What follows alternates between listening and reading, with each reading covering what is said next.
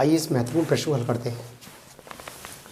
एक भिन्न 1/3 हो जाती है जब उसके अंश में से 1 घटाया जाता है, और ये 1/4 हो जाती है जब हर में 8 जोड़ दिया जाता है। तो वह भिन्न ज्ञात करो। तो मान लेते हैं, माना वह भिन्न बराबर x/y।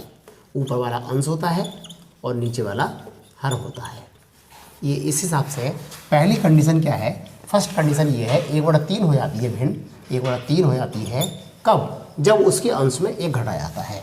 x जो x/y भिन्न है, इसका अंश है x जिसमें से 1 घटाया है, तो 1/3 हो जाती है बराबर।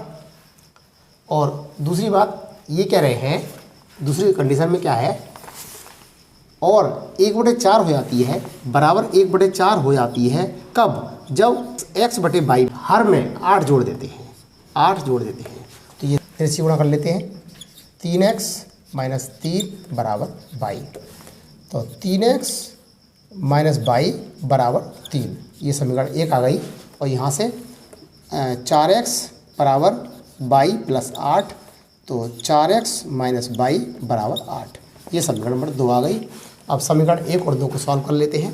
ये समीकरण 1 को समीकरण 2 के नीचे लिख लेते हैं, 3x और -y बराबर 3, ये समीकरण 1 है।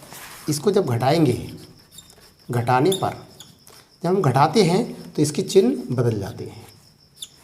तो ये y से y कट जाएगा, ये 4x में से 3x गए, ये x बचेगा बराबर 8 में से 3 गए, 5 बचेंगे। तो x बराबर 5 आ गया।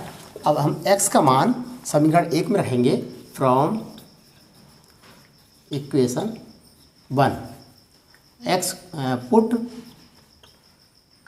x = 5। तो 3x - y बराबर 3, और 3 × 5 - y बराबर 3, तो 15 - 3 बराबर y। तो यहाँ से आया y = 12।